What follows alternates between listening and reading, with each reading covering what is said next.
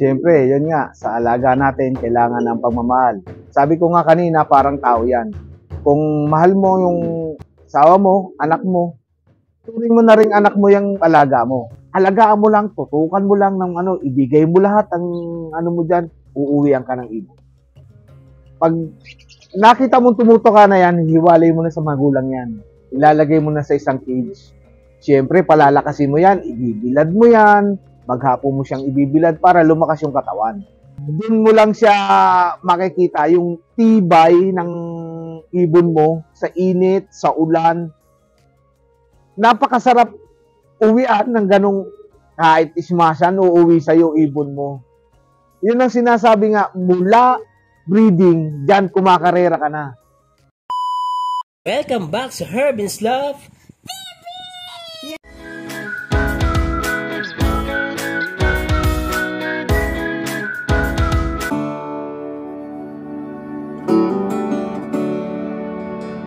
Magandang hapon mga kalapatids, mga kahabis.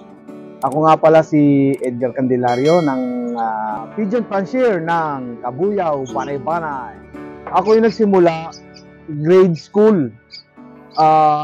Nauna sa mga yun, alaalaga lang, siguro umabot ng 20 piraso hanggang sa yun, nakatapos ng pag-aaral, hanggang sa nakapag-asawa. Iniwan ko yung pag-iibon. Halos nawala na nga yung mga ibon na inalagaan ko. Inatupag ko yung pagtatrabaho. Habang nagtatrabaho, nakakilala ako ng isang kumpare ko na mahilig din mag-ibon. Yun, hanggang sa dun nga, nagkapalagayan kami ng loob. Kwento-kwento, galing sa ibon, na dati ako ganito, nag-alaga din, kaso hindi nangangarera. Nagkataong meron din siya. So yun, nabigyan ako ng isang pares. Hanggang sa doon nga nagsimula yung aking pag-iibon hanggang sa ngayon. Nung kami napakahirap talaga kumuha ng linyada. Kasi alam mo naman ang mga fancier nung araw. Kasi pagka may mga tumitira silang ibon, talagang tagong-tago yan. Hindi ka at saka ang mahal ng ibon nung araw. Compare ngayon, kasi ngayon may kaibigan ka, nag-iibon din, nakakakuha ng magandang linyada, makakahiram ka. Tulad ng kaibigan natin sa Marini, sa Gulod, si Ako. Yan. Napaka daling kasama yan, may mag-iibon din. Ayan, tulad nito, nahiram ko nga sa kanya to eh. Yung Arden. Sa hanggang ngayon, siya yung ginagamit ko. Ayan, meron kang mga hawak dito na na ibon. Marami, halo-halo na yung ibon ko dito. Halos lahat naman dumudulo. Ang pinaka ko nga dito, yung baby root. Alam niyo naman yung kwento ng baby root, di ba? So, yun. Hanggang ngayon, sila lang yung piniikot kong linyada. Bilang isang fancier, kasi pagkagising sa umaga, syempre, kailangan ang loop mo, kailangan pag malinis. Kasi number 1 yan sa pag-iibon ay kailangan malinis ang loop mo. Napakahirap ng madumi ang loop dahil dyan nakukuha lahat ang sakit ng ibon. Sakit ng kakahiya rin din sa kapitbahay namin. Siyempre, kadikit ko tong kapitbahay ko. Napakahirap may kapitbahay na ganito, yung may kadikit na ibon. Kasi yung dumi niyan, yung palahibo niyan, yung alikabok, siyempre, pupunta yan doon. Napakahirap talagang gano'n na, yun. Hanggang sa ngayon, hindi naman sila nagrereklamo na, ayan, ang dami kong alagang ibon. Lagi yan, nakikita mo, malinis. Yun lang naman yung kailangan sa pag-iibon. Tutukan mo, lagi ka, kung malinis ka sa katawan, malinis din yung area mo, malinis din yung mo, para ang ibon, satisfied sa atin, sa ating pag-aalaga. No? Ayun, kailangan mo rin siyang vitamina. Kasi lalo na sa karera, napakahirap yan. Actually, ako pagka nangangarera, hindi pa naman kami nagbibigay ng gamot eh. Although, tubig, pakain, kailangan lang, syempre parang tao yan. Kailangan mo na pagmamahal. Syempre, yan nga, sa alaga natin, kailangan ng pagmamahal. Sabi ko nga kanina, parang tao yan. Kung mahal mo yung asawa mo, anak mo, turing mo na rin anak mo yung alaga mo. Bibigyan mo sila ng araw-araw na pagkain. Ayan, actually, pagkain ko sa kanila is 2 times. Dati kasi, one time feeding lang ako. Napapansin ko medyo nangangayaya. Siyempre, kailangan ko rin ibawi yung mga ibon. Tulad nga, sabi ko, pagmahal mo ang isang alaga mo, kailangan mo ibuhos mo rin sa kanila. Siyempre.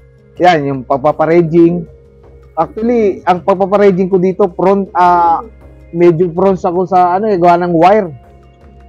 Ang hirap sa pagka sumalpok, wala, hindi talagang baldado ang ibon. Kaya kung magpa-raging ako sa umaga, tapos ang ulit noon sa hapon na. Kung minsan nga pagka mahangin, hindi na ako nagpapa-raging. Ang hirap na kasi ayan, wire. Pag sumalpok diyan, patay, hindi patay, balda. Yun. Kaya yun ang masasabi ko, yung pagmamahal sa ibon, kailangan mo rin, kung mahal mo talaga yung alaga mo, ingatan mo rin sila. Pagdating kasi sa breeding, ang ginagawa namin dyan, nagsiselect, unang-una, kailangan mong mag-select ng ibon. Kung champion sa champion, kung speed sa speed, kung middle sa middle. Ganun lang naman. Kung sa pagpupurga, wala, ginagamit ko lang herbal. Yan nga, oregano. Minsan, yung bunga ng, yung pula na maliliit. So, yun yung minsan ginagamit ko. Napakabilis. Kung mabilis sa manok, ganun din naman. Kaso nga lang, ang hati nun, yung pinakamaliit lang sa kanila. Kasi ang liit ng katawan ng ibon. So, yun lang naman yung gamit ko dyan. Kung sa vitamins, yun nga, wala naman kami binibigay. Herbal lang. Andyan yung bawang, andyan yung luya. Didikdikin mo, ilalaga mo. Yun lang naman. Wala naman kami binibigay na ibang dyan. Kung ang vitamins ko lang dyan, kumbaga, yung sa tubig, yung water soluble, yun lang naman. Wala nang iba. Yung sinasabi nila na kada bibigay ka ng hindi, malalong masusunog ang ibon mo.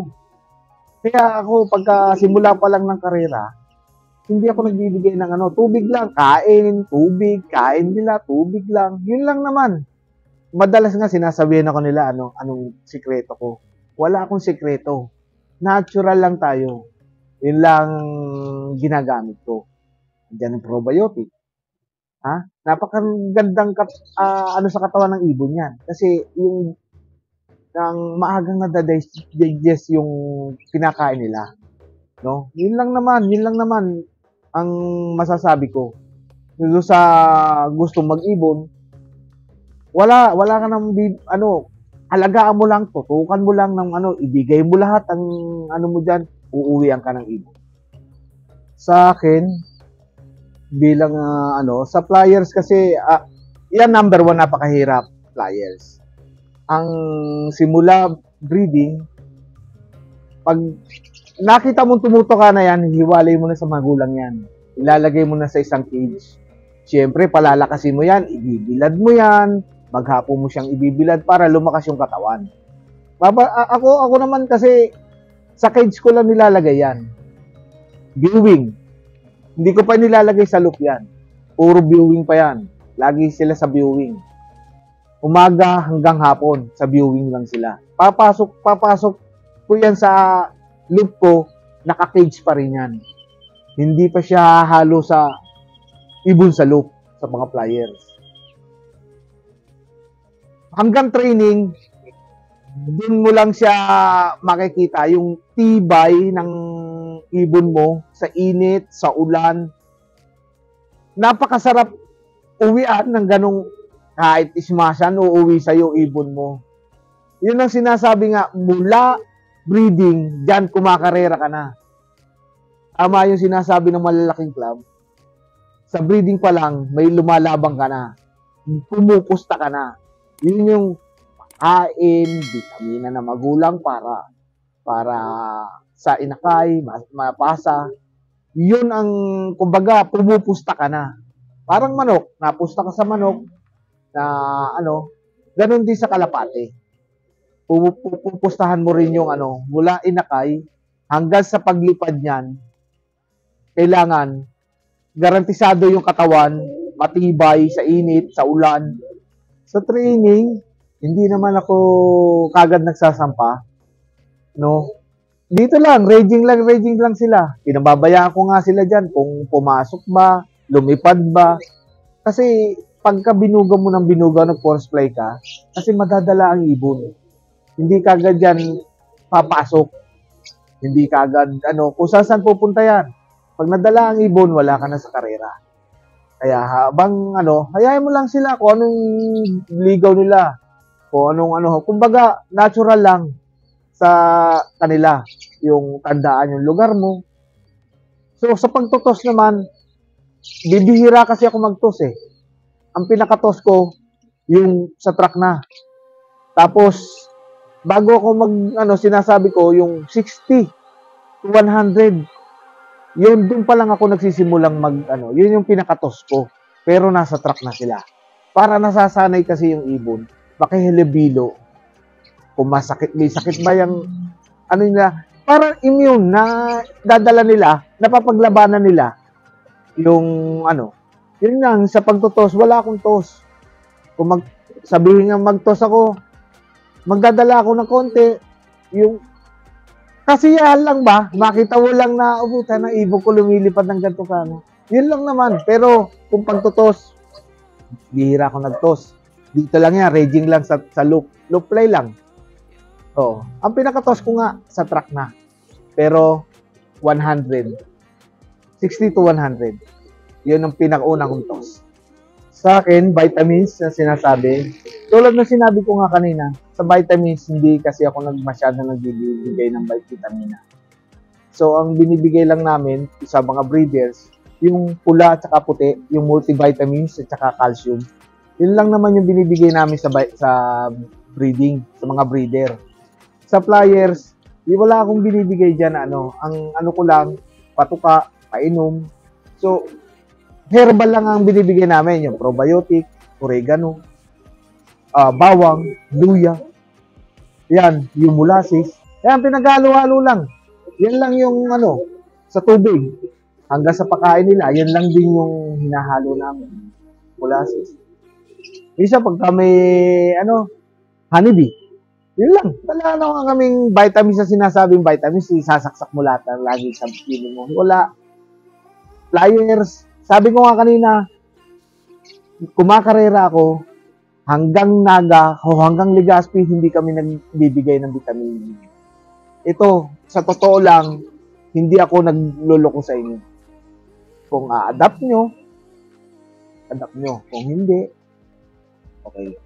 Kasi ito lang, napulot ko lang to sa mga mag-iibon na mga nauna sa akin. Pinagmasdan ko lang sila kung paano sila mag-alaga ng mga ibon nila, mag-alaga ng mga flyers nila, paano sila magkondisyon. Unti-unti, uma-adapt ako ng konti-konti sa kanila. Yung hindi ko kailangan, tinatapon ko. So, ang number 1 kong inadapt sa kanila, yun nga, yung huwag ka magbigay ng vitamina, yung bang ikakasunog ng katawan ng ibon mo. Ang bigay mo lang, yung herbal. Yung tulad na sinabi ko, sa painom, yung honey, o kaya pag wala kang honey, molasses, o kaya yung dinikdik na bawang, dinikdik na luya, yun lang naman. Kalamansi, yun lang. Walang akong binibigay na puro herbal lang yung binibigay ko sa mga flyers ko, sa mga breeder ko, sa mga magiging anak pa nila. Yun lang naman. Ala naman ako ibinibigay na ibang vitamina.